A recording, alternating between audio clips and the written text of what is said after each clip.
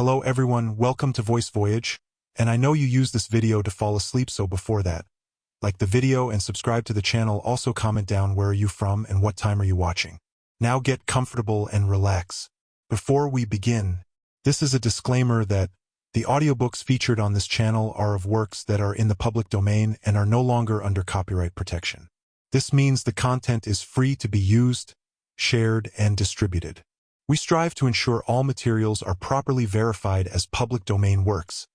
However, if you believe we've mistakenly included copyrighted content, please contact us immediately for removal. This content is provided for educational and entertainment purposes only. We do not claim ownership over any of the texts and aim to make these timeless works more accessible through audio format. Thank you for listening and supporting the preservation of classic literature. The Call of Cthulhu by H.P. Lovecraft. 1. The Horror in Clay. The most merciful thing in the world, I think, is the inability of the human mind to correlate all its contents. We live on a placid island of ignorance in the midst of black seas of infinity, and it was not meant that we should voyage far.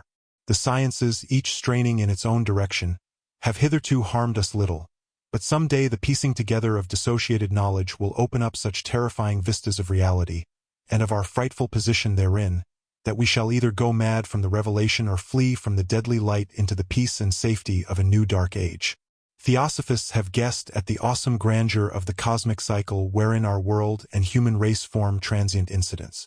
They have hinted at strange survivals in terms which would freeze the blood if not masked by a bland optimism. But it is not from them that there came the single glimpse of forbidden eons which chills me when I think of it and maddens me when I dream of it. That glimpse, like all dread glimpses of truth, flashed out from an accidental piecing together of separated things. In this case, an old newspaper item and the notes of a dead professor. I hope that no one else will accomplish this piecing out. Certainly, if I live, I shall never knowingly supply a link in so hideous a chain. I think that the professor, too, intended to keep silent regarding the part he knew, and that he would have destroyed his notes had not sudden death seized him.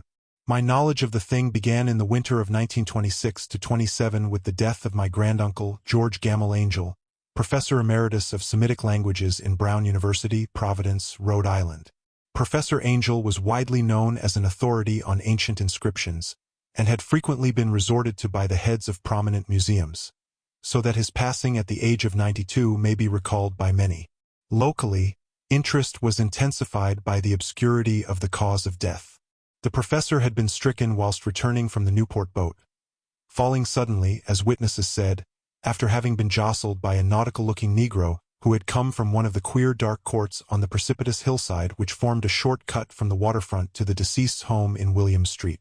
Physicians were unable to find any visible disorder, but concluded after perplexed debate that some obscure lesion of the heart, induced by the brisk ascent of so steep a hill by so elderly a man, was responsible for the end. At the time I saw no reason to dissent from this dictum, but latterly I am inclined to wonder, and more than wonder. As my granduncle's heir and executor, for he died a childless widower, I was expected to go over his papers with some thoroughness, and for that purpose moved his entire set of files and boxes to my quarters in Boston. Much of the material which I correlated will be later published by the American Archaeological Society, but there was one box which I found exceedingly puzzling, and which I felt much averse from showing to other eyes. It had been locked, and I did not find the key till it occurred to me to examine the personal ring which the professor carried always in his pocket. Then, indeed, I succeeded in opening it, but when I did so seemed only to be confronted by a greater and more closely locked barrier. For what could be the meaning of the queer clay bas-relief and the disjointed jottings, ramblings, and cuttings which I found?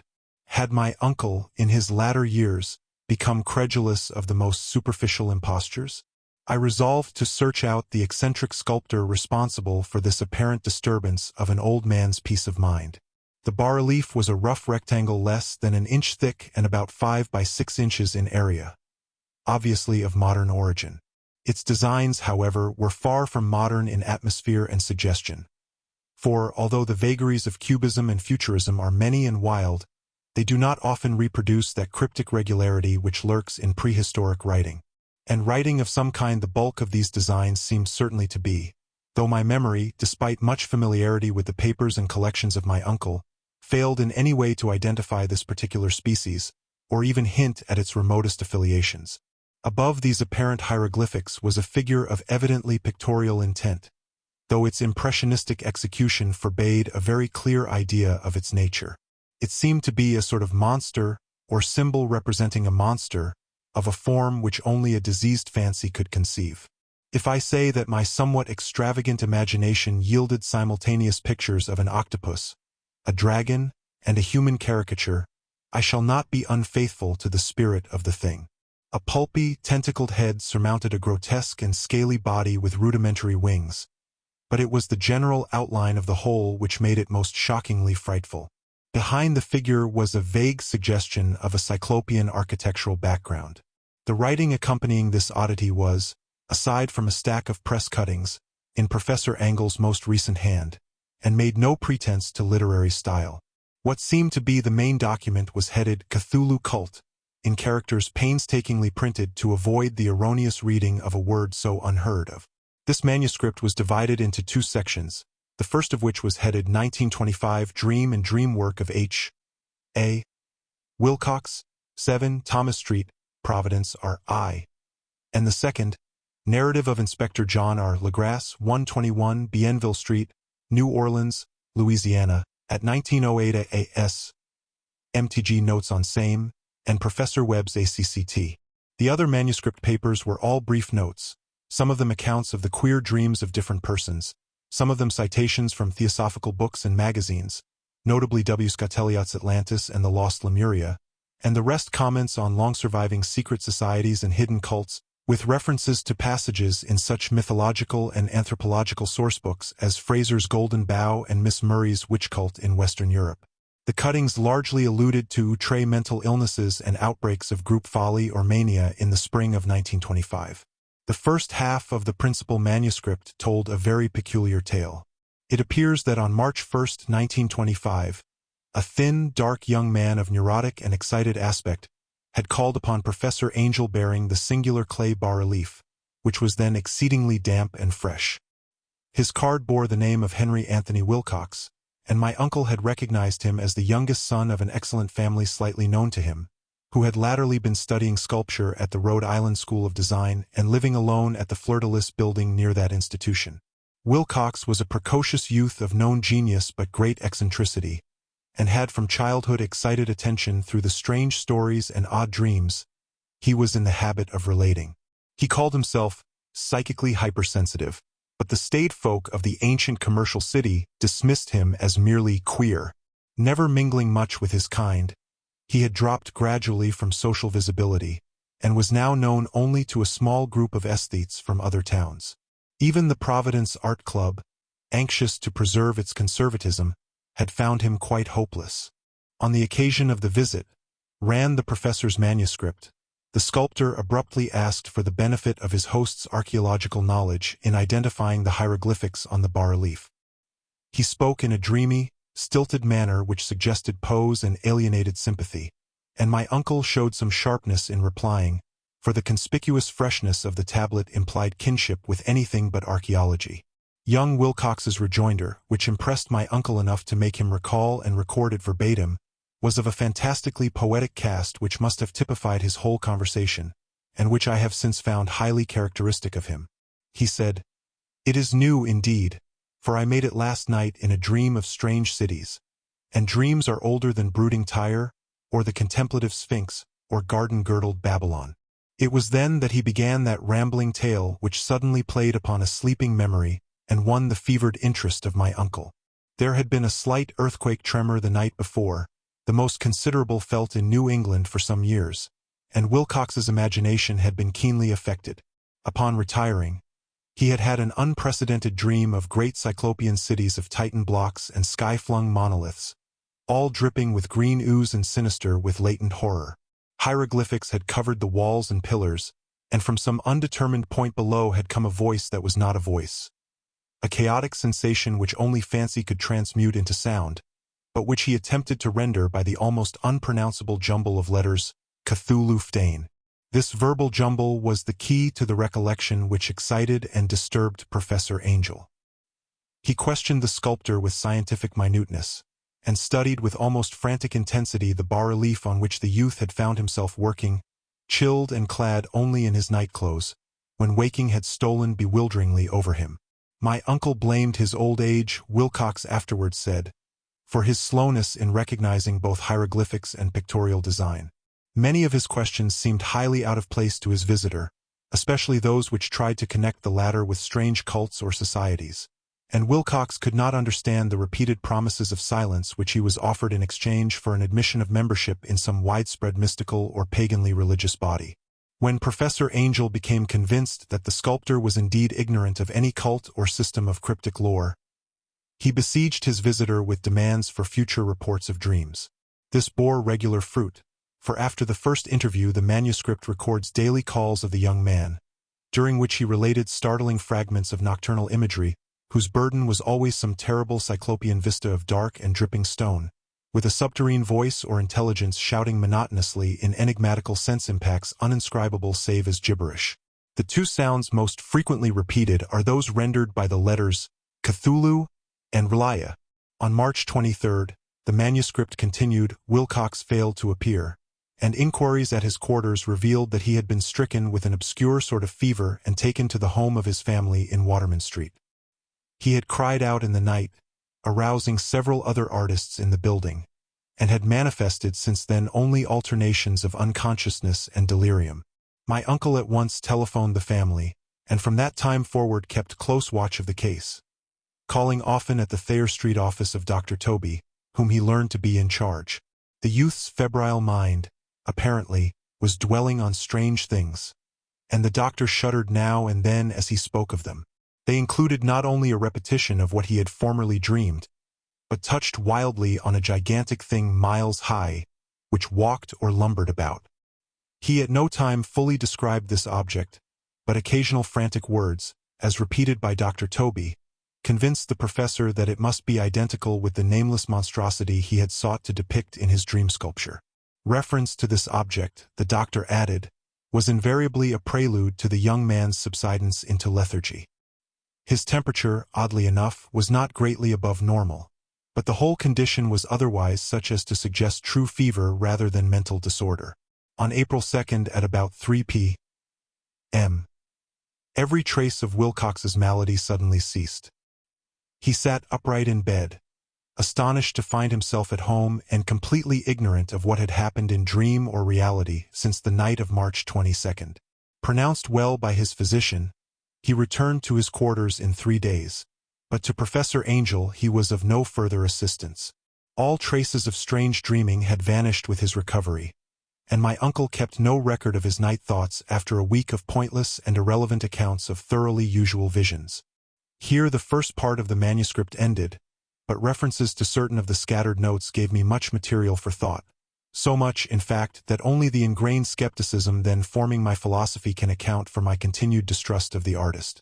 The notes in question were those descriptive of the dreams of various persons covering the same period as that in which young Wilcox had had his strange visitations. My uncle, it seems, had quickly instituted a prodigiously far-flung body of inquiries amongst nearly all the friends whom he could question without impertinence, asking for nightly reports of their dreams, and the dates of any notable visions for some time past. The reception of his request seems to have been varied, but he must, at the very least, have received more responses than any ordinary man could have handled without a secretary. This original correspondence was not preserved, but his notes formed a thorough and really significant digest. Average people in society and business, New England's traditional salt of the earth, gave an almost completely negative result, though scattered cases of uneasy but formless nocturnal impressions appear here and there, always between March 23 and April 2, the period of young Wilcox's delirium. Scientific men were little more affected, though 4 cases of vague description suggest fugitive glimpses of strange landscapes, and in one case there is mentioned a dread of something abnormal. It was from the artists and poets that the pertinent answers came, and I know that panic would have broken loose had they been able to compare notes. As it was, lacking their original letters, I half suspected the compiler of having asked leading questions, or of having edited the correspondence in corroboration of what he had latently resolved to see. That is why I continued to feel that Wilcox, somehow cognizant of the old data which my uncle had possessed, had been imposing on the veteran scientist. These responses from aesthetes told a disturbing tale. From February 28th to April 2nd, a large proportion of them had dreamed very bizarre things, the intensity of the dreams being immeasurably the stronger during the period of the sculptor's delirium. Over a fourth of those who reported anything reported scenes and half-sounds not unlike those which Wilcox had described, and some of the dreamers confessed acute fear of the gigantic nameless thing visible toward the last. One case, which the note describes with emphasis, was very sad. The subject, a widely known architect with leanings toward theosophy and occultism, went violently insane on the date of young Wilcox's seizure, and expired several months later after incessant screamings to be saved from some escaped denizen of hell. Had my uncle referred to these cases by name instead of merely by number, I should have attempted some corroboration and personal investigation, but as it was, I succeeded in tracing down only a few. All of these, however, bore out the notes in full. I have often wondered if all the objects of the professor's questioning felt as puzzled as did this fraction. It is well that no explanation shall ever reach them. The press cuttings, as I have intimated, touched on cases of panic, mania, and eccentricity during the given period. Professor Angell must have employed a cutting bureau, for the number of extracts was tremendous, and the sources scattered throughout the globe. Here was a nocturnal suicide in London, where a lone sleeper had leaped from a window after a shocking cry.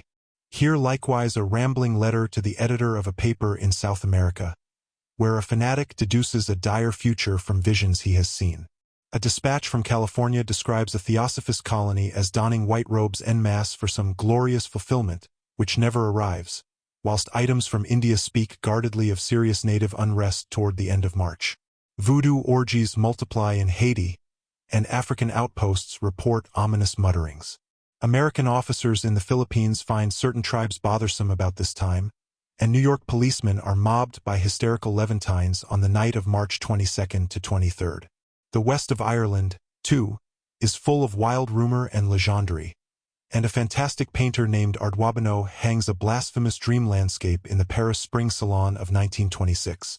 And so numerous are the recorded troubles in insane asylums that only a miracle can have stopped the medical fraternity from noting strange parallelisms and drawing mystified conclusions.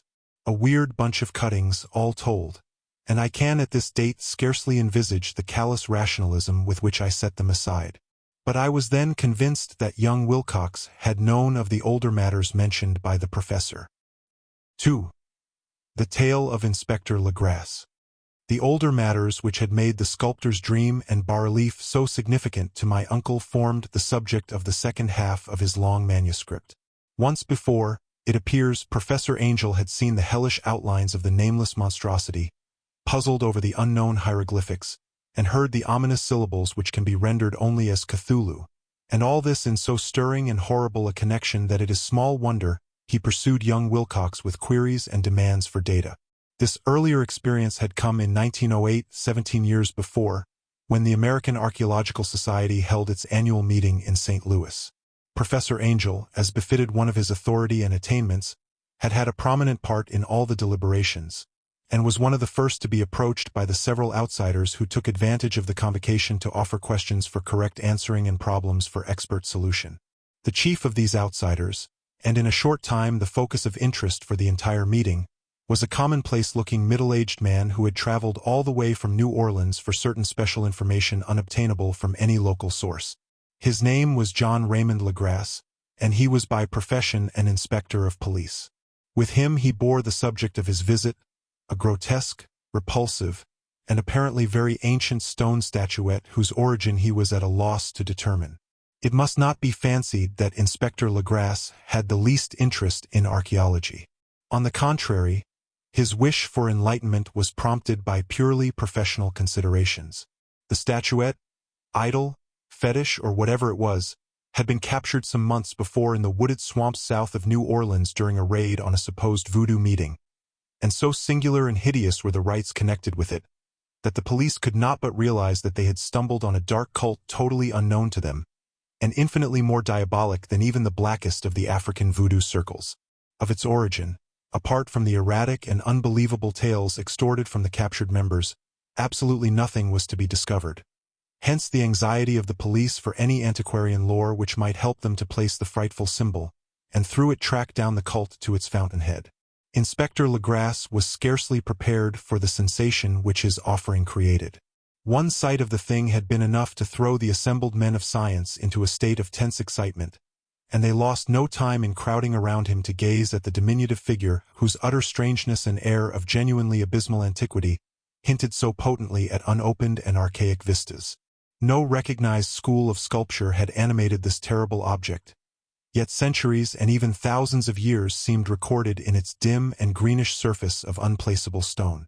The figure, which was finally passed slowly from man to man for close and careful study, was between 7 and 8 inches in height, and of exquisitely artistic workmanship. It represented a monster of vaguely anthropoid outline, but with an octopus-like head whose face was a mass of feelers, a scaly, rubbery-looking body, prodigious claws on hind and fore feet, and long, narrow wings behind. This thing, which seemed instinct with a fearsome and unnatural malignancy, was of a somewhat bloated corpulence, and squatted evilly on a rectangular block or pedestal covered with undecipherable characters. The tips of the wings touched the back edge of the block, the seat occupied the center, whilst the long, curved claws of the doubled-up, crouching hind legs gripped the front edge and extended a quarter of the way down toward the bottom of the pedestal. The cephalopod head was bent forward, so that the ends of the facial feelers brushed the backs of huge forepaws which clasped the croucher's elevated knees. The aspect of the whole was abnormally lifelike, and the more subtly fearful because its source was so totally unknown. Its vast, awesome, and incalculable age was unmistakable, yet not one link did it show with any known type of art belonging to civilization's youth, or indeed to any other time. Totally separate and apart, its very material was a mystery. For the soapy, greenish-black stone with its golden or iridescent flecks and striations resembled nothing familiar to geology or mineralogy. The characters along the base were equally baffling, and no member present, despite a representation of half the world's expert learning in this field, could form the least notion of even their remotest linguistic kinship. They, like the subject and material, belonged to something horribly remote and distinct from mankind as we know it. Something frightfully suggestive of old and unhallowed cycles of life in which our world and our conceptions have no part. And yet, as the members severally shook their heads and confessed defeat at the inspector's problem, there was one man in that gathering who suspected a touch of bizarre familiarity in the monstrous shape and writing, and who presently told with some diffidence of the odd trifle he knew. This person was the late William Channing Webb, professor of anthropology in Princeton University, and an explorer of no slight note. Professor Webb had been engaged, 48 years before, in a tour of Greenland and Iceland in search of some runic inscriptions which he failed to unearth, and whilst high up on the West Greenland coast had encountered a singular tribe or cult of degenerate Eskimos whose religion, a curious form of devil worship, chilled him with its deliberate bloodthirstiness and repulsiveness. It was a faith of which other Eskimos knew little, and which they mentioned only with shudders, saying that it had come down from horribly ancient eons before ever the world was made. Besides nameless rites and human sacrifices, there were certain queer hereditary rituals addressed to a supreme elder devil or tornasuk, and of this Professor Webb had taken a careful phonetic copy from an aged Angkok or wizard priest, expressing the sounds in Roman letters as best he knew how. But just now of prime significance was the fetish which this cult had cherished, and around which they danced when the aurora leaped high over the ice cliffs. It was, the professor stated, a very crude bas-relief of stone, comprising a hideous picture and some cryptic writing. And as far as he could tell, it was a rough parallel in all essential features of the bestial thing now lying before the meeting. These data, received with suspense and astonishment by the assembled members, proved doubly exciting to Inspector Legras, and he began at once to ply his informant with questions. Having noted and copied an oral ritual among the swamp cult worshippers his men had arrested, he besought the professor to remember as best he might the syllables taken down amongst the diabolist Eskimos. There then followed an exhaustive comparison of details, and a moment of really odd silence when both detective and scientist agreed on the virtual identity of the phrase common to two hellish rituals so many worlds of distance apart. What, in substance, both the Eskimo wizards and the Louisiana swamp priests had chanted to their kindred idols was something very like this, the word divisions being guessed at from traditional breaks in the phrase as chanted aloud.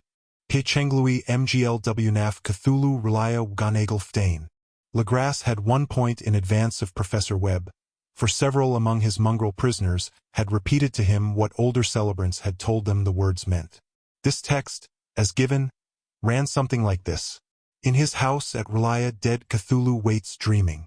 And now, in response to a general urgent demand, Inspector Legras related as fully as possible his experience with the swamp worshippers, telling a story to which I could see my uncle attached profound significance.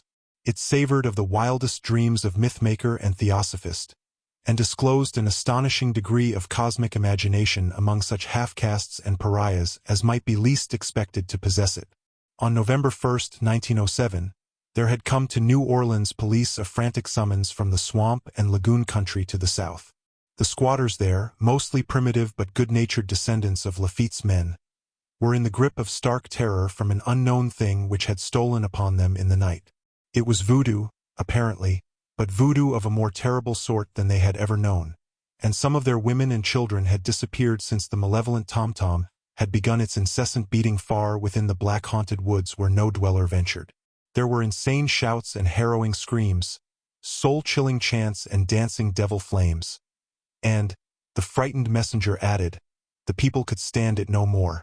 So a body of 20 police, filling 2 carriages and an automobile, had set out in the late afternoon with the shivering squatter as a guide. At the end of the passable road they alighted, and for miles splashed on in silence through the terrible cypress woods where day never came. Ugly roots and malignant hanging nooses of Spanish moss beset them, and now and then a pile of dank stones or fragments of a rotting wall intensified by its hint of morbid habitation, a depression which every malformed tree and every fungus islet combined to create. At length the squatter settlement, a miserable huddle of huts, hove in sight, and hysterical dwellers ran out to cluster around the group of bobbing lanterns. The muffled beat of tom-toms was now faintly audible far, far ahead, and a curdling shriek came at infrequent intervals when the wind shifted. A reddish glare, too, seemed to filter through the pale undergrowth beyond endless avenues of forest night. Reluctant even to be left alone again, each one of the cowed squatters refused point-blank to advance another inch toward the scene of unholy worship. So Inspector Legras and his 19 colleagues plunged on unguided into black arcades of horror that none of them had ever trod before. The region now entered by the police was one of traditionally evil repute, substantially unknown and untraversed by white men. There were legends of a hidden lake unglimpsed by mortal sight, in which dwelt a huge, formless white polypus thing with luminous eyes, and squatters whispered that bat-winged devils flew up out of caverns in inner earth to worship it at midnight. They said it had been there before D'Iberville, before La Salle, before the Indians, and before even the wholesome beasts and birds of the woods. It was nightmare itself, and to see it was to die. But it made men dream, and so they knew enough to keep away. The present voodoo orgy was, indeed, on the merest fringe of this abhorred area, but that location was bad enough. Hence perhaps the very place of the worship had terrified the squatters more than the shocking sounds and incidents. Only poetry or madness could do justice to the noises heard by Legras' men as they plowed on through the black morass toward the red glare and the muffled tom-toms. There are vocal qualities peculiar to men, and vocal qualities peculiar to beasts, and it is terrible to hear the one when the source should yield the other. Animal fury and orgiastic license here whipped themselves to demoniac heights by howls and squawking ecstasies that tore and reverberated through those night woods like pestilential tempests from the gulfs of hell. Now and then the less organized ululations would cease, and from what seemed a well-drilled chorus of hoarse voices would rise in sing-song chant that hideous phrase or ritual. mglw'nafh Cthulhu R'lyeh wgah'nagl fhtagn. Then the men, having reached a spot where the trees were thinner, came suddenly in sight of the spectacle itself. 4 of them reeled, 1 fainted, and 2 were shaken into a frantic cry which the mad cacophony of the orgy fortunately deadened. Legras dashed swamp water on the face of the fainting man, and all stood trembling and nearly hypnotized with horror. In a natural glade of the swamp stood a grassy island of perhaps an acre's extent, clear of trees and tolerably dry. On this now leaped and twisted a more indescribable horde of human abnormality than any but a Sime or an Angarola could paint. Void of clothing, this hybrid spawn were braying, bellowing and writhing about a monstrous ring-shaped bonfire, in the center of which, revealed by occasional rifts in the curtain of flame, stood a great granite monolith some 8 feet in height, on top of which, incongruous in its diminutiveness, rested the noxious carven statuette. From a wide circle of 10 scaffolds set up at regular intervals with the flame-girt monolith as a center hung, head downward, the oddly marred bodies of the helpless squatters who had disappeared. It was inside this circle that the ring of worshippers jumped and roared, the general direction of the mass motion being from left to right in endless bacchanal between the ring of bodies and the ring of fire. It may have been only imagination, and it may have been only echoes which induced one of the men, an excitable Spaniard, to fancy he heard antiphonal responses to the ritual from some far and unillumined spot deeper within the wood of ancient legendary and horror. This man, Joseph D. Galvez, I later met and questioned, and he proved distractingly imaginative. He indeed went so far as to hint of the faint beating of great wings, and of a glimpse of shining eyes and a mountainous white bulk beyond the remotest trees, but I suppose he had been hearing too much native superstition. Actually, the horrified pause of the men was of comparatively brief duration. Duty came first, and although there must have been nearly 100 mongrel celebrants in the throng, the police relied on their firearms and plunged determinately into the nauseous rout. For 5 minutes the resultant din and chaos were beyond description. Wild blows were struck, shots were fired, and escapes were made. But in the end Legras was able to count some 47 sullen prisoners, whom he forced to dress in haste and fall into line between 2 rows of policemen. 5 of the worshippers lay dead, and 2 severely wounded ones were carried away on improvised stretchers by their fellow prisoners. The image on the monolith, of course, was carefully removed and carried back by Legras. Examined at headquarters after a trip of intense strain and weariness, the prisoners all proved to be men of a very low, mixed-blooded, and mentally aberrant type. Most were seamen, and a sprinkling of Negroes and mulattoes, largely West Indians or Brava Portuguese from the Cape Verde Islands, gave a coloring of voodooism to the heterogeneous cult. But before many questions were asked, it became manifest that something far deeper and older than Negro fetishism was involved. Degraded and ignorant as they were, the creatures held with surprising consistency to the central idea of their loathsome faith. They worshipped, so they said, the great old ones who lived ages before there were any men, and who came to the young world out of the sky. Those old ones were gone now, inside the earth and under the sea, but their dead bodies had told their secrets in dreams to the first man, who formed a cult which had never died. This was that cult, and the prisoners said it had always existed and always would exist, hidden in distant wastes and dark places all over the world until the time when the great priest Cthulhu, from his dark house in the mighty city of R'lyeh under the waters, should rise and bring the earth again beneath his sway. Some day he would call, when the stars were ready, and the secret cult would always be waiting to liberate him. Meanwhile no more must be told. There was a secret which even torture could not extract. Mankind was not absolutely alone among the conscious things of earth, for shapes came out of the dark to visit the faithful few. But these were not the great old ones. No man had ever seen the old ones. The carven idol was great Cthulhu, but none might say whether or not the others were precisely like him. No one could read the old writing now, but things were told by word of mouth. The chanted ritual was not the secret. That was never spoken aloud, only whispered. The chant meant only this: in his house at R'lyeh dead Cthulhu waits dreaming. Only 2 of the prisoners were found sane enough to be hanged, and the rest were committed to various institutions. All denied a part in the ritual murders, and averred that the killing had been done by black-winged ones which had come to them from their immemorial meeting place in the haunted wood. But of those mysterious allies no coherent account could ever be gained. What the police did extract came mainly from an immensely aged mestizo named Castro, who claimed to have sailed to strange ports and talked with undying leaders of the cult in the mountains of China. Old Castro remembered bits of hideous legend that paled the speculations of theosophists and made man and the world seem recent and transient indeed. There had been eons when other things ruled on the earth, and they had had great cities. Remains of them, he said the deathless Chinamen had told him, were still to be found as cyclopean stones on islands in the Pacific. They all died vast epochs of time before man came, but there were arts which could revive them when the stars had come round again to the right positions in the cycle of eternity. They had, indeed, come themselves from the stars, and brought their images with them. These great old ones, Castro continued, were not composed altogether of flesh and blood. They had shape, for did not this star-fashioned image prove it? But that shape was not made of matter. When the stars were right, they could plunge from world to world through the sky. But when the stars were wrong, they could not live. But although they no longer lived, they would never really die. They all lay in stone houses in their great city of R'lyeh, preserved by the spells of mighty Cthulhu for a glorious resurrection when the stars and the earth might once more be ready for them. But at that time some force from outside must serve to liberate their bodies. The spells that preserved them intact likewise prevented them from making an initial move, and they could only lie awake in the dark and think whilst uncounted millions of years rolled by. They knew all that was occurring in the universe, for their mode of speech was transmitted thought. Even now they talked in their tombs. When, after infinities of chaos, the first men came, the great old ones spoke to the sensitive among them by molding their dreams.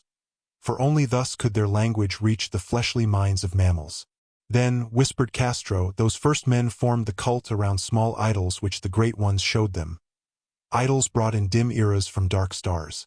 That cult would never die till the stars came right again, and the secret priests would take great Cthulhu from his tomb to revive his subjects and resume his rule of earth. The time would be easy to know, for then mankind would have become as the great old ones. Free and wild and beyond good and evil, with laws and morals thrown aside and all men shouting and killing and reveling in joy. Then the liberated old ones would teach them new ways to shout and kill and revel and enjoy themselves, and all the earth would flame with a holocaust of ecstasy and freedom.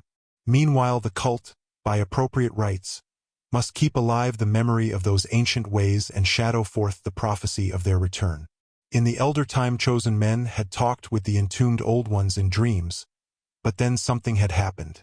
The great stone city R'lyeh, with its monoliths and sepulchres, had sunk beneath the waves, and the deep waters, full of the one primal mystery through which not even thought can pass, had cut off the spectral intercourse.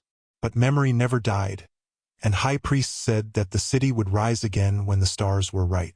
Then came out of the earth the black spirits of earth, moldy and shadowy, and full of dim rumors picked up in caverns beneath forgotten sea bottoms.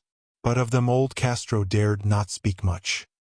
He cut himself off hurriedly, and no amount of persuasion or subtlety could elicit more in this direction. The size of the old ones, too, he curiously declined to mention. Of the cult, he said that he thought the center lay amid the pathless deserts of Arabia, where Iram, the city of pillars, dreams hidden and untouched. It was not allied to the European witch cult, and was virtually unknown beyond its members. No book had ever really hinted of it, though the deathless Chinamen said that there were double meanings in the Necronomicon of the mad Arab Abdul al-Hazard which the initiated might read as they chose, especially the much-discussed couplet, "That is not dead which can eternal lie, and with strange aeons even death may die." Legras, deeply impressed and not a little bewildered, had inquired in vain concerning the historic affiliations of the cult. Castro, apparently, had told the truth when he said that it was wholly secret. The authorities at Tulane University could shed no light upon either cult or image, and now the detective had come to the highest authorities in the country and met with no more than the Greenland tale of Professor Webb. The feverish interest aroused at the meeting by Legras' tale, corroborated as it was by the statuette, is echoed in the subsequent correspondence of those who attended, although scant mention occurs in the formal publication of the society. Caution is the first care of those accustomed to face occasional charlatanry and imposture. Legras for some time lent the image to Professor Webb, but at the latter's death it was returned to him and remains in his possession, where I viewed it not long ago. It is truly a terrible thing, and unmistakably akin to the dream sculpture of young Wilcox.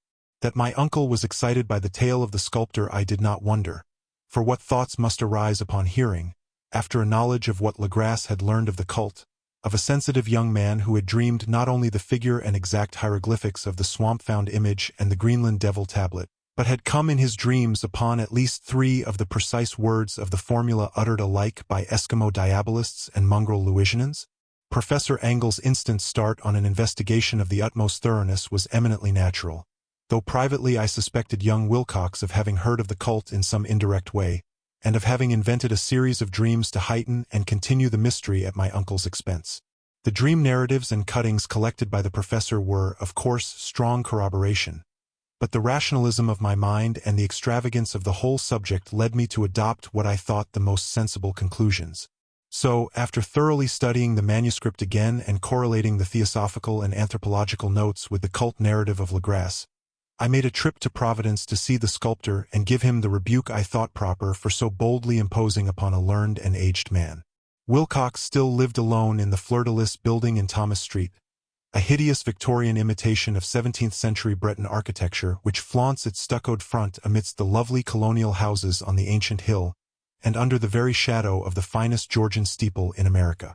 I found him at work in his rooms, and at once conceded from the specimens scattered about that his genius is indeed profound and authentic. He will, I believe, be heard from sometime as one of the great decadents, for he has crystallized in clay and will one day mirror in marble those nightmares and fantasies which Arthur Machen evokes in prose, and Clark Ashton Smith makes visible in verse and in painting. Dark, frail, and somewhat unkempt in aspect, he turned languidly at my knock and asked me my business without rising. When I told him who I was, he displayed some interest, for my uncle had excited his curiosity in probing his strange dreams, yet had never explained the reason for the study. I did not enlarge his knowledge in this regard, but sought with some subtlety to draw him out. In a short time I became convinced of his absolute sincerity, for he spoke of the dreams in a manner none could mistake. They and their subconscious residuum had influenced his art profoundly, and he showed me a morbid statue whose contours almost made me shake with the potency of its black suggestion. He could not recall having seen the original of this thing except in his own dream bas-relief, but the outlines had formed themselves insensibly under his hands. It was, no doubt, the giant shape he had raved of in delirium. That he really knew nothing of the hidden cult, save from what my uncle's relentless catechism had let fall, he soon made clear, and again I strove to think of some way in which he could possibly have received the weird impressions. He talked of his dreams in a strangely poetic fashion, making me see with terrible vividness the damp cyclopean city of slimy green stone, whose geometry, he oddly said, was all wrong, and hear with frightened expectancy the ceaseless, half-mental calling from underground, "Cthulhu Fhtagn, Cthulhu Fhtagn." These words had formed part of that dread ritual which told of dead Cthulhu's dream vigil in his stone vault at R'lyeh, and I felt deeply moved despite my rational beliefs. Wilcox, I was sure, had heard of the cult in some casual way, and had soon forgotten it amidst the mass of his equally weird reading and imagining. Later, by virtue of its sheer impressiveness, it had found subconscious expression in dreams, in the bas-relief, and in the terrible statue I now beheld, so that his imposture upon my uncle had been a very innocent one. The youth was of a type at once slightly affected and slightly ill-mannered, which I could never like, but I was willing enough now to admit both his genius and his honesty. I took leave of him amicably, and wish him all the success his talent promises. The matter of the cult still remained to fascinate me, and at times I had visions of personal fame from researches into its origin and connections. I visited New Orleans, talked with Lovecraft and others of that old-time raiding party, saw the frightful image, and even questioned such of the mongrel prisoners as still survived. Old Castro, unfortunately, had been dead for some years. What I now heard so graphically at first hand, though it was really no more than a detailed confirmation of what my uncle had written, excited me afresh, for I felt sure that I was on the track of a very real, very secret, and very ancient religion whose discovery would make me an anthropologist of note. My attitude was still one of absolute materialism, as I wish it still were, and I discounted with almost inexplicable perversity the coincidence of the dream notes and odd cuttings collected by Professor Angell. One thing which I began to suspect, and which I now fear I know, is that my uncle's death was far from natural. He fell on a narrow hill street leading up from an ancient waterfront swarming with foreign mongrels, after a careless push from a Negro sailor. I did not forget the mixed blood and marine pursuits of the cult members in Louisiana, and would not be surprised to learn of secret methods and poison needles as ruthless and as anciently known as the cryptic rites and beliefs. Lovecraft and his men, it is true, have been let alone. But in Norway a certain seaman who saw things is dead. Might not the deeper inquiries of my uncle after encountering the sculptor's data have come to sinister ears? I think Professor Angell died because he knew too much, or because he was likely to learn too much. Whether I shall go as he did remains to be seen, for I have learned much now. 3. The madness from the sea. If heaven ever wishes to grant me a boon, it will be a total effacing of the results of a mere chance which fixed my eye on a certain stray piece of shelf paper. It was nothing on which I would naturally have stumbled in the course of my daily round, for it was an old number of an Australian journal, Sydney Bulletin for April 18, 1925. It had escaped even the cutting bureau which had at the time of its issuance been avidly collecting material for my uncle's research. I had largely given over my inquiries into what Professor Angell called the Cthulhu cult, and was visiting a learned friend of Paterson, New Jersey, the curator of a local museum and a mineralogist of note. Examining one day the reserve specimens roughly set on the storage shelves in a rear room of the museum, my eye was caught by an odd picture in one of the old papers spread beneath the stones. It was the Sydney Bulletin I have mentioned, for my friend has wide affiliations in all conceivable foreign parts, and the picture was a half-tone cut of a hideous stone image almost identical with that which Legrasse had found in the swamp. Eagerly clearing the sheet of its precious contents, I scanned the item in detail, and was disappointed to find it of only moderate length. What it suggested, however, was of portentous significance to my flagging quest, and I carefully tore it out for immediate action. It read as follows: Mystery derelict found at sea. Vigilant arrives with helpless armed New Zealand yacht in tow. One survivor and dead man found aboard. Tale of desperate battle and deaths at sea. Rescued seaman refuses particulars of strange experience. Odd idol found in his possession. Inquiry to follow. The Morrison Company S. freighter Vigilant, bound from Valparaiso, arrived this morning at its wharf in Darling Harbor, having in tow the battled and disabled but heavily armed steam yacht Alert of Dunedin NZ, which was sighted April 12 in S. latitude 34 degrees 21 minutes, W longitude 152 degrees 17 minutes, with one living and one dead man aboard. The Vigilant left Valparaiso March 25, and on April 2 was driven considerably south of her course by exceptionally heavy storms and monster waves.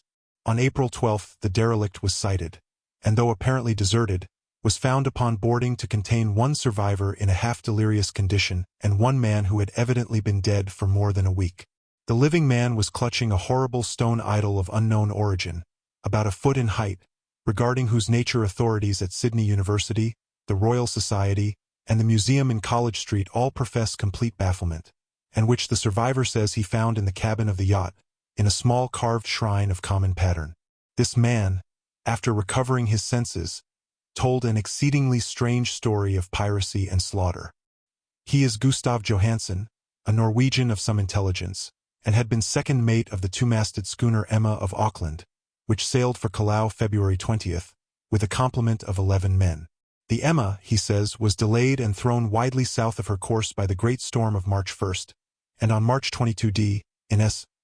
latitude 49 degrees 51, W longitude 128 degrees 34, encountered the Alert, manned by a queer and evil-looking crew of Kanakas and half-castes.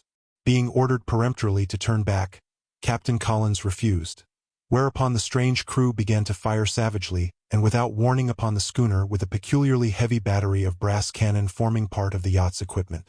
The Emma's men showed fight, says the survivor, and though the schooner began to sink from shots beneath the waterline, they managed to heave alongside their enemy and board her, grappling with the savage crew on the yacht's deck, and being forced to kill them all, the number being slightly superior, because of their particularly abhorrent and desperate though rather clumsy mode of fighting.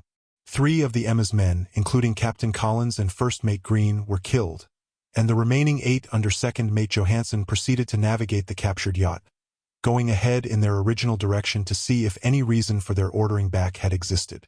The next day, it appears, they raised and landed on a small island, although none is known to exist in that part of the ocean, and 6 of the men somehow died ashore, though Johansen is queerly reticent about this part of his story and speaks only of their falling into a rock chasm. Later, it seems, he and one companion boarded the yacht and tried to manage her, but were beaten about by the storm of April 2nd. From that time till his rescue on the 12th, the man remembers little, and he does not even recall when William Bryden, his companion, died. Bryden's death reveals no apparent cause, and was probably due to excitement or exposure. Cable advices from Dunedin report that the alert was well known there as an island trader, and bore an evil reputation along the waterfront. It was owned by a curious group of half-castes whose frequent meetings and night trips to the woods attracted no little curiosity, and it had set sail in great haste just after the storm and earth tremors of March 1st. Our Auckland correspondent gives the Emma and her crew an excellent reputation, and Johansen is described as a sober and worthy man. The Admiralty will institute an inquiry on the whole matter beginning tomorrow, at which every effort will be made to induce Johansen to speak more freely than he has done hitherto. This was all, together with the picture of the hellish image. But what a train of ideas it started in my mind. Here were new treasuries of data on the Cthulhu cult, and evidence that it had strange interests at sea as well as on land. What motive prompted the hybrid crew to order back the Emma as they sailed about with their hideous idol? What was the unknown island on which 6 of the Emma's crew had died, and about which the mate Johansen was so secretive? What had the Vice-Admiralty's investigation brought out, and what was known of the noxious cult in Dunedin? And most marvelous of all, what deep and more than natural linkage of dates was this which gave a malign and now undeniable significance to the various turns of events so carefully noted by my uncle? March 1st, or February 28th according to the international dateline, the earthquake and storm had come.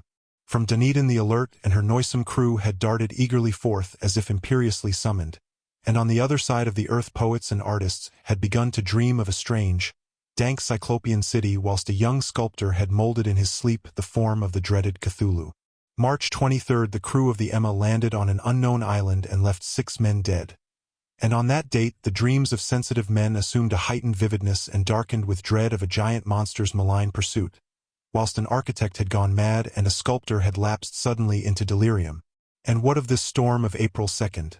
The date on which all dreams of the dank city ceased, and Wilcox emerged unharmed from the bondage of strange fever? What of all this, and of those hints of old Castro about the sunken, star-born old ones and their coming reign, their faithful cult and their mastery of dreams? Was I tottering on the brink of cosmic horrors beyond man's power to bear? If so, they must be horrors of the mind alone. For in some way the 2nd of April had put a stop to whatever monstrous menace had begun its siege of mankind's soul. That evening, after a day of hurried cabling and arranging, I bade my host adieu and took a train for San Francisco. In less than a month I was in Dunedin, where, however, I found that little was known of the strange cult members who had lingered in the old sea taverns. Waterfront scum was far too common for special mention, though there was vague talk about one inland trip these mongrels had made, during which faint drumming and red flame were noted on the distant hills. In Auckland I learned that Johansen had returned with yellow hair turned white after a perfunctory and inconclusive questioning at Sydney, and had thereafter sold his cottage in West Street and sailed with his wife to his old home in Oslo. Of his stirring experience he would tell his friends no more than he had told the Admiralty officials, and all they could do was to give me his Oslo address. After that I went to Sydney and talked profitlessly with seamen and members of the Vice-Admiralty Court. I saw the Alert, now sold and in commercial use at Circular Quay in Sydney Cove, but gained nothing from its non-committal bulk. The crouching image with its cuttlefish head, dragon body, scaly wings and hieroglyphed pedestal was preserved in the museum at Hyde Park, and I studied it long and well, finding it a thing of balefully exquisite workmanship, and with the same utter mystery, terrible antiquity, and unearthly strangeness of material which I had noted in Legrass's smaller specimen. Geologists, the curator told me, had found it a monstrous puzzle, for they vowed that the world held no rock like it. Then I thought with a shudder of what old Castro had told Legrasse about the primal great ones. They had come from the stars, and had brought their images with them.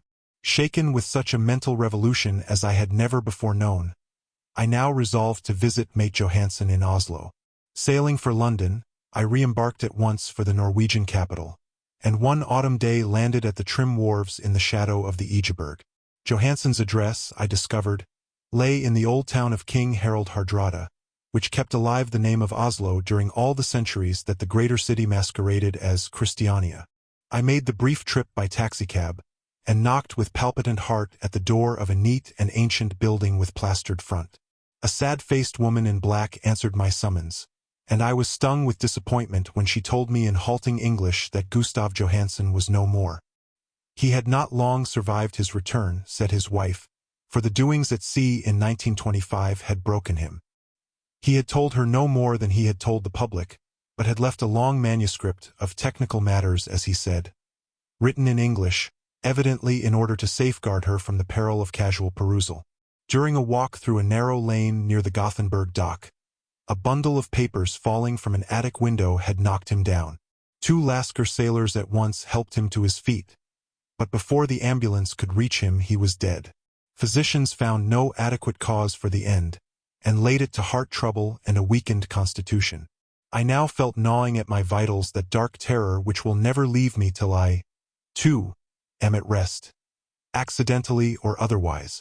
Persuading the widow that my connection with her husband's technical matters was sufficient to entitle me to his manuscript, I bore the document away and began to read it on the London boat. It was a simple, rambling thing, a naive sailor's effort at a post facto diary, and strove to recall day by day that last awful voyage. I cannot attempt to transcribe it verbatim in all its cloudiness and redundance, but I will tell its gist enough to show why the sound of the water against the vessel's sides became so unendurable to me that I stopped my ears with cotton. Johansen, thank God, did not know quite all, even though he saw the city and the thing, but I shall never sleep calmly again when I think of the horrors that lurk ceaselessly behind life in time and in space, and of those unhallowed blasphemies from elder stars which dream beneath the sea, known and favored by a nightmare cult ready and eager to loose them on the world whenever another earthquake shall heave their monstrous stone city again to the sun and air. Johansen's voyage had begun just as he told it to the Vice-Admiralty.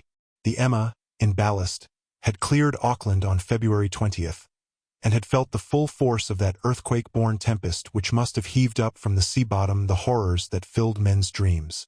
Once more under control, the ship was making good progress when held up by the Alert on March 22nd, and I could feel the mate's regret as he wrote of her bombardment and sinking.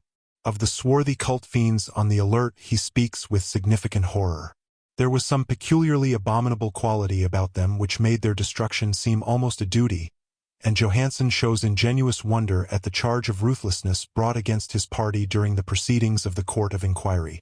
Then, driven ahead by curiosity in their captured yacht under Johansen's command, the men sight a great stone pillar sticking out of the sea, and in S latitude 47 degrees 9 minutes, W longitude 126 degrees 43 minutes come upon a coastline of mingled mud, ooze, and weedy cyclopean masonry which can be nothing less than the tangible substance of Earth's supreme terror, the nightmare corpse city of R'lyeh, that was built in measureless eons behind history by the vast, loathsome shapes that seeped down from the dark stars. There lay great Cthulhu and his hordes, hidden in green slimy vaults and sending out at last, after cycles incalculable, the thoughts that spread fear to the dreams of the sensitive and called imperiously to the faithful to come on a pilgrimage of liberation and restoration. All this Johansen did not suspect, but God knows he soon saw enough. I suppose that only a single mountaintop, the hideous monolith-crowned citadel whereon great Cthulhu was buried, actually emerged from the waters. When I think of the extent of all that may be brooding down there, I almost wish to kill myself forthwith. Johansen and his men were awed by the cosmic majesty of this dripping Babylon of elder demons, and must have guessed without guidance that it was nothing of this or of any sane planet. Awe at the unbelievable size of the greenish stone blocks, at the dizzying height of the great carven monolith, and at the stupefying identity of the colossal statues and bas-reliefs with the queer image found in the shrine on the Alert, is poignantly visible in every line of the mate's frightened description. Without knowing what futurism is like, Johansen achieved something very close to it when he spoke of the city. For instead of describing any definite structure or building, he dwells only on the broad impressions of vast angles and stone surfaces, surfaces too great to belong to anything right or proper for this earth, and impious with horrible images and hieroglyphs. I mention his talk about angles because it suggests something Wilcox had told me of his awful dreams. He had said that the geometry of the dream place he saw was abnormal, non-Euclidean, and loathsomely redolent of spheres and dimensions apart from ours. Now an unlettered seaman felt the same thing whilst gazing at the terrible reality. Johansen and his men landed at a sloping mud bank on this monstrous acropolis, and clambered slipperily up over Titan oozy blocks which could have been no mortal staircase. The very sun of heaven seemed distorted when viewed through the polarizing miasma welling out from this sea-soaked perversion, and twisted menace and suspense lurked leeringly in those crazily elusive angles of carven rock where a second glance showed concavity after the first showed convexity. Something very like fright had come over all the explorers before anything more definite than rock and ooze and weed was seen.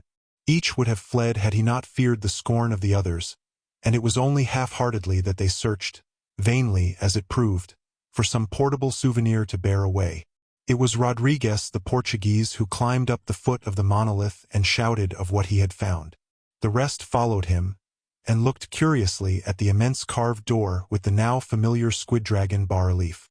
It was, Johansen said, like a great barn door, and they all felt that it was a door because of the ornate lintel, threshold, and jambs around it, though they could not decide whether it lay flat like a trapdoor or slantwise like an outside cellar door.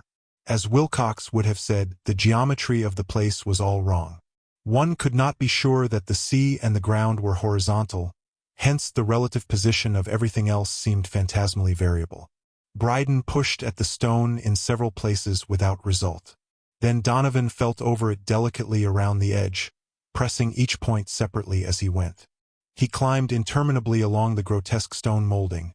That is, one would call it climbing if the thing was not after all horizontal, and the men wondered how any door in the universe could be so vast. Then, very softly and slowly, the acre-great panel began to give inward at the top, and they saw that it was balanced. Donovan slid or somehow propelled himself down or along the jamb and rejoined his fellows, and everyone watched the queer recession of the monstrously carven portal. In this fantasy of prismatic distortion it moved anomalously in a diagonal way, so that all the rules of matter and perspective seemed upset. The aperture was black with a darkness almost material. That tenebrousness was indeed a positive quality, for it obscured such parts of the inner walls as ought to have been revealed, and actually burst forth like smoke from its eon-long imprisonment, visibly darkening the sun as it slunk away into the shrunken and gibbous sky on flapping membranous wings. The odor arising from the newly opened depths was intolerable, and at length the quick-eared Hawkins thought he heard a nasty, slopping sound down there. Everyone listened, and everyone was listening still when it lumbered slobberingly into sight and gropingly squeezed its gelatinous green immensity through the black doorway into the tainted outside air of that poison city of madness. Poor Johansen's handwriting almost gave out when he wrote of this. Of the 6 men who never reached the ship, he thinks 2 perished of pure fright in that accursed instant. The thing cannot be described. There is no language for such abysms of shrieking and immemorial lunacy, such eldritch contradictions of all matter, force, and cosmic order. A mountain walked or stumbled. God!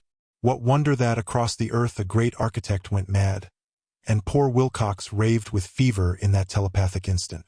The thing of the idols, the green, sticky spawn of the stars, had awaked to claim his own. The stars were right again, and what an age-old cult had failed to do by design, a band of innocent sailors had done by accident. After vigintillions of years great Cthulhu was loose again, and ravening for delight. 3 men were swept up by the flabby claws before anybody turned. God rest them, if there be any rest in the universe. They were Donovan, Guerrera, and Angstrom. Parker slipped as the other 3 were plunging frenziedly over endless vistas of green-crusted rock to the boat, and Johansen swears he was swallowed up by an angle of masonry which shouldn't have been there.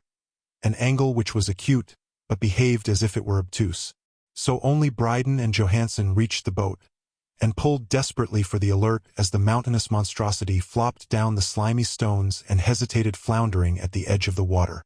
Steam had not been suffered to go down entirely, despite the departure of all hands for the shore, and it was the work of only a few moments of feverish rushing up and down between wheels and engines to get the alert under way. Slowly, amidst the distorted horrors of that indescribable scene, she began to churn the lethal waters, whilst on the masonry of that charnel shore that was not of earth the Titan thing from the stars slavered and gibbered like Polypheme cursing the fleeing ship of Odysseus. Then, bolder than the storied Cyclops, great Cthulhu slid greasily into the water and began to pursue with vast wave-raising strokes of cosmic potency. Bryden looked back and went mad. laughing shrilly as he kept on laughing at intervals till death found him one night in the cabin whilst Johansen was wandering deliriously. But Johansen had not given out yet. Knowing that the thing could surely overtake the alert until steam was fully up, he resolved on a desperate chance, and, setting the engine for full speed, ran lightning-like on deck and reversed the wheel. There was a mighty eddying and foaming in the noisome brine, and as the steam mounted higher and higher the brave Norwegian drove his vessel head on against the pursuing jelly which rose above the unclean froth like the stern of a demon galleon. The awful squid-head with writhing feelers came nearly up to the bowsprit of the sturdy yacht, but Johansen drove on relentlessly. There was a bursting as of an exploding bladder, a slushy nastiness as of a cloven sunfish, a stench as of 1,000 opened graves, and a sound that the chronicler would not put on paper. For an instant the ship was befouled by an acrid and blinding green cloud, and then there was only a venomous seething astern, where, God in heaven, the scattered plasticity of that nameless sky-spawn was nebulously recombining in its hateful original form, whilst its distance widened every second as the alert gained impetus from its mounting steam. That was all.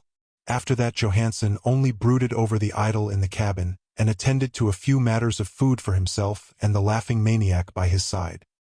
He did not try to navigate after the first bold flight, for the reaction had taken something out of his soul. Then came the storm of April 2nd, and a gathering of the clouds about his consciousness. There is a sense of spectral whirling through liquid gulfs of infinity, of dizzying rides through reeling universes on a comet's tail, and of hysterical plunges from the pit to the moon and from the moon back again to the pit, all livened by a cachinnating chorus of the distorted, hilarious elder gods and the green, bat-winged mocking imps of Tartarus. Out of that dream came rescue, the Vigilant, the Vice-Admiralty Court, the streets of Dunedin, and the long voyage back home to the old house by the Egeberg. He could not tell, they would think him mad. He would write of what he knew before death came, but his wife must not guess. Death would be a boon if only it could blot out the memories. That was the document I read, and now I have placed it in the tin box beside the bas-relief and the papers of Professor Angell. With it shall go this record of mine, this test of my own sanity, wherein is pieced together that which I hope may never be pieced together again. I have looked upon all that the universe has to hold of horror, and even the skies of spring and the flowers of summer must ever afterward be poison to me. But I do not think my life will be long. As my uncle went, as poor Johansen went, so I shall go. I know too much, and the cult still lives. Cthulhu still lives, too, I suppose, again in that chasm of stone which has shielded him since the sun was young. His accursed city is sunken once more, for the Vigilant sailed over the spot after the April storm. But his ministers on earth still bellow and prance and slay around idol-capped monoliths in lonely places. He must have been trapped by the sinking whilst within his black abyss, or else the world would by now be screaming with fright and frenzy. Who knows the end? What has risen may sink, and what has sunk may rise. Loathsomeness waits and dreams in the deep, and decay spreads over the tottering cities of men. A time will come, but I must not and cannot think. Let me pray that, if I do not survive this manuscript, my executors may put caution before audacity and see that it meets no other eye. The end.